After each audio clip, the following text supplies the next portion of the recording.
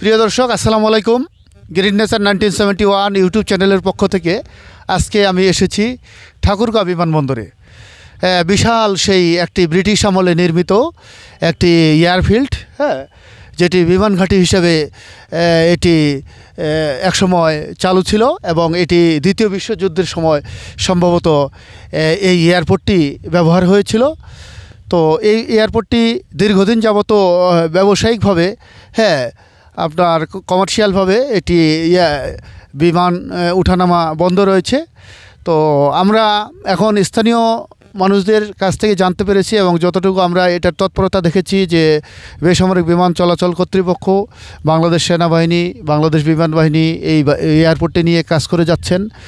আশা করি আমরা যতটুকু জানতে পেরেছি এয়ারপোর্টটি অচিরেই চালু হবে। আমরাও ঠাকুরগাঁয়ের মানুষ চাই এই এয়ারপোর্টটি চালু হলে এখানে ব্যবসা বাণিজ্য সহ বিভিন্ন উন্নয়ন ত্বরান্বিত হবে।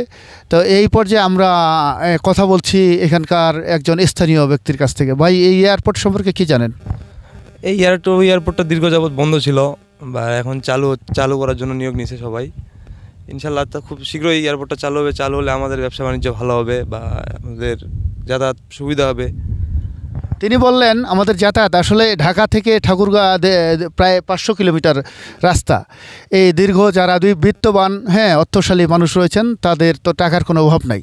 তো তাদের জন্য তারা যখন এই ব্যবসা বাণিজ্যে ব্যস্ত থাকবেন এবং তারা যখন দ্রুত ব্যবসায়িক কাজে আসা যাওয়া করতে পারবেন রাজধানী সহ বিভিন্ন দেশে বিদেশে, তত আমাদের এই এলাকাটা উন্নয়ন হবে। আর আপনাদের এখানে আমরা যতটুকু জানতে পেরেছি কিছুদিন আগে এই এয়ারপোর্টের এখানে বাংলাদেশের মাননীয় সেনাপ্রধান জেনারেল ওয়াকারুজ্জামান স্যার এসেছিলেন, তিনিও পরিদর্শন করে গেছেন, আরও অনেকে এসেছেন।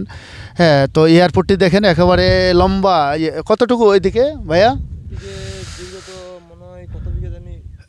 মানে অনেক, প্রায় 3-4 কিলো মনে হয় যেতে হবে, বেশি হবে, আরও 4 কিলোমিটার রানওয়েটা দেখছেন। ঠিক আমি একবারে পুরো মেইন রানওয়েতে দাঁড়িয়ে রয়েছি, পাশে বিমানবন্দর অফিস রয়েছে পরিত্যক্ত। তো এগুলো চালু হলে আর আশেপাশে এগুলো যে যারা মানে লিজ নিয়েছে, ধান ক্ষেত, মূলা ক্ষেত, বিভিন্ন শস্য ক্ষেত তারা করছে, এয়ারপোর্ট চালু হলে এগুলো সব বাতিল হয়ে যাবে ইনশাল্লাহ।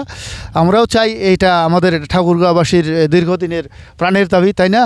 এটা আমাদের একটা মানে সব দিক দিয়ে আমাদের একটা গর্বের বিষয়, উন্নয়নের বিষয়।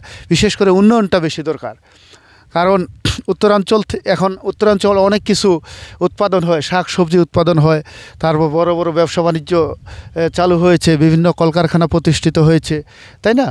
তো এই এয়ারপোর্টটি চালু হলে সামগ্রিকভাবে অর্থনৈতিক উন্নয়ন বৃদ্ধি পাবে।